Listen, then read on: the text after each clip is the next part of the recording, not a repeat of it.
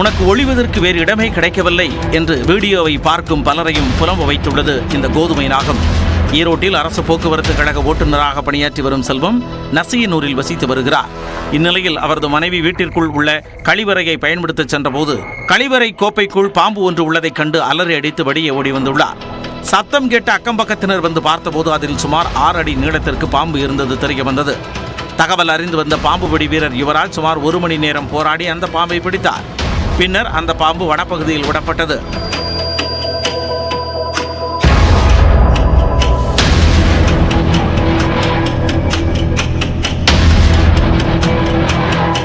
அந்த வீடியோ சமூக வலைதளங்களில் அதிகம் பகிரப்பட்டு வரும் நிலையில் இனி கழிவறைக்குள் சென்றாலே பாம்பு இருக்குமோ என்ற அச்சமே எழும் என்ற கிண்டலுடன் பலரும் பதிவிட்டு வருகின்றனர்.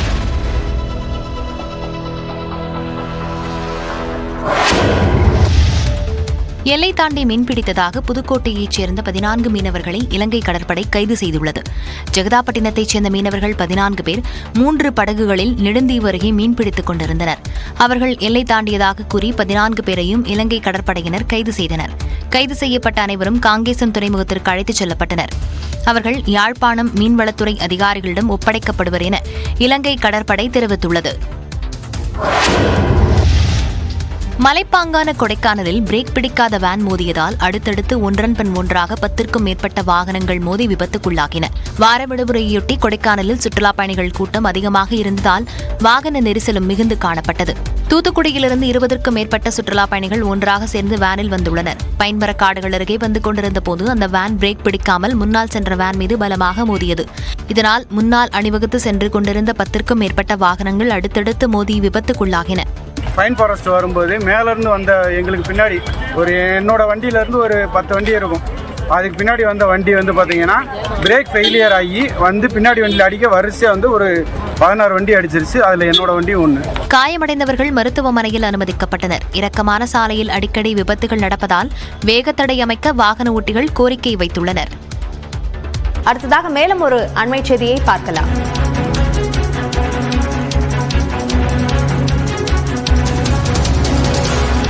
தமிழக வெற்றிக் கழகத்தின் முதல் மாநாடு பற்றிய அதிகாரப்பூர்வ அறிவிப்பு நாளை வெளியாகும் என்று அக்கட்சி தரப்பில் தெரிவிக்கப்பட்டிருக்கிறது. இது சார்ந்த கூடுதல் விவரங்களை நம்முடைய சிறப்பு செய்தியாளர் செந்தில் ராஜாவிடம் கேட்கலாம். செந்தில் ராஜா, இப்ப நாளைக்கு இந்த அதிகாரப்பூர்வ அறிவிப்பில் என்னென்ன தகவல்கள் இடம்பெற வாய்ப்புள்ளது? அபிநயா, தமிழக வெற்றி கழகத்துடைய அறிவிப்பு, அந்த முதல் மாநாட்டுக்கான அறிவிப்பு நாளை வெளியாகும் என நமக்கு தகவல் கிடைத்திருக்கிறது. குறிப்பாக இந்த கட்சியின் சார்பில் பொதுச் செயலாளர் என் ஆனந்த் சமீபத்தில் அனுமதி கடிதம் கேட்டு காவல்துறை மற்றும் மாவட்ட ஆட்சியர் ஆகியோரிடம் இந்த கடிதம் கொடுக்கப்பட்டிருந்தது. அதுக்கு காவல்துறையினர் 21 கேள்வியை எழுப்பியிருந்தார்கள். அந்த 21 கேள்விக்கு நேற்று இந்த கட்சியின் சார்பில் பதில் அளிக்கப்பட்டது.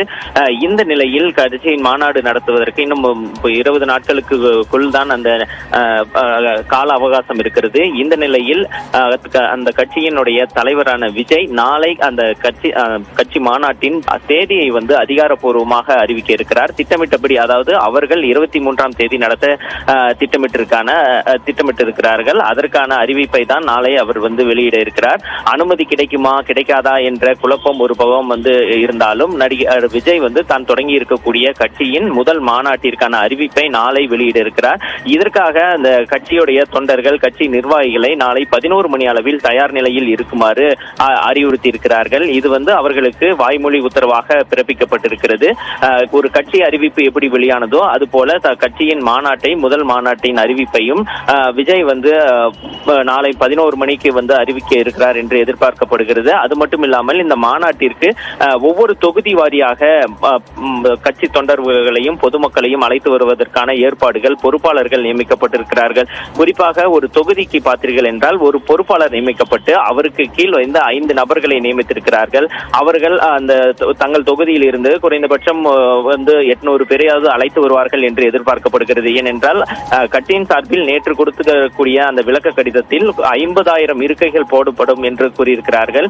இந்த நிலையில்தான் தொகுதிக்கு ஒரு பொறுப்பாளர்கள், அவர்களுக்கு கீழ் 5 நபர்கள் என நியமிக்கப்பட்டு இந்த கட்சிக்கு தொண்டர்கள் மற்றும் பொதுமக்களை அழைத்து வருவதற்கான ஏற்பாடுகள் செய்யப்பட்டு வருகிறது. இந்த நிலையில்தான் நாளை விஜய் தன்னுடைய முதல் மாநில மாநாட்டிற்கான அறிவிப்பை வெளியிட இருக்கிறார். அபிநயா, தமிழக வெற்றி கழகத்தினுடைய முதல் மாநாடு குறித்த அதிகாரப்பூர்வ அறிவிப்பு நாளை வெளியாகும் என்ற தகவலை பகிர்ந்திருக்கிறீர்கள். விவரங்களுக்கு நன்றி செந்தில் ராஜா.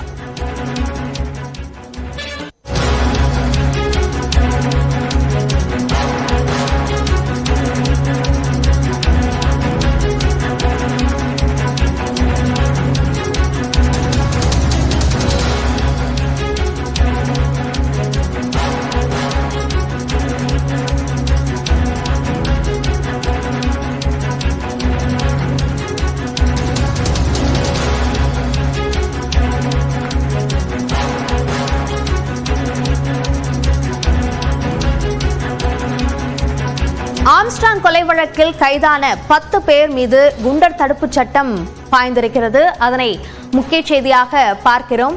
பொன்னை பாலு, அருள், சந்தோஷ், ராமு, திருமலை உள்ளிட்டோர் மீது குண்டாஸ் சட்டம் பாய்ந்திருக்கிறது. அதனை முக்கிய செய்தியாக பார்க்கிறோம். சென்னை மாநகர காவல் ஆணையர் இதற்கான உத்தரவை பிறப்பித்திருக்கிறார். இது குறித்த கூடுதல் விவரங்களை நம்முடைய சிறப்பு செய்தியாளர் கோகுலிடம் கேட்கலாம். கோகுல், குறிப்பாக 10 பேர் மீது இந்த குண்டர் சட்டம் பாய்ந்தது எதனால், எந்த அடிப்படையில் இது போடப்பட்டிருக்கிறது? ஆம்ஸ்ட்ராங் கொலை வழக்கில் கைது செய்யப்பட்டிருக்கக்கூடிய 10 பேர் மீது குண்டர் தடுப்பு சட்டத்தின் கீழ் சிறையில் அடைக்க சென்னை மாநகர காவல் ஆணையர் அருண் உத்தரவு பிறப்பித்துள்ளார்.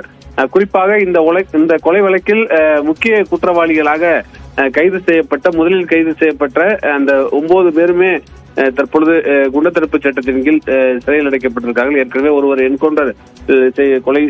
என்கவுண்டரில் இறந்திருக்கக்கூடிய நிலையில பொன்னை பாலு, அருள், ராமு மற்றும் மற்ற நபர்கள் உட்பட 10 பேர் மீது இந்த குண்டர் தடுப்பு சட்டமானது பாய்ந்திருக்கிறது.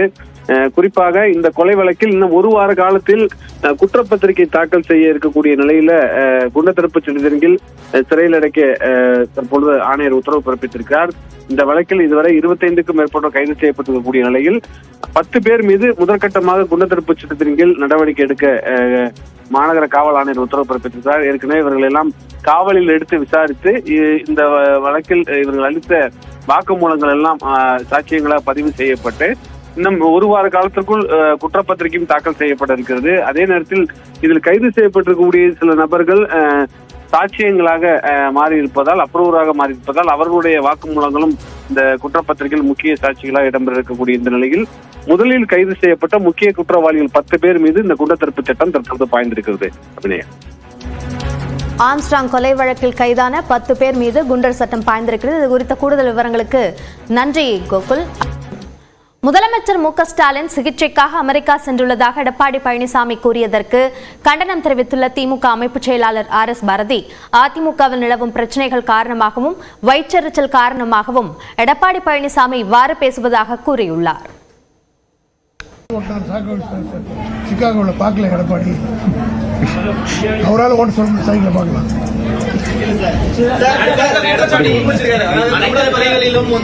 அதாவது எடப்பாடிக்கு வைத்திருச்சு, அவருக்கு இன்னைக்கு நெருக்கடி, அவர் கூட இருந்தவங்கலாம் இருப்பாங்களான்ற ஒரு சந்தேகம் வந்துருச்சு.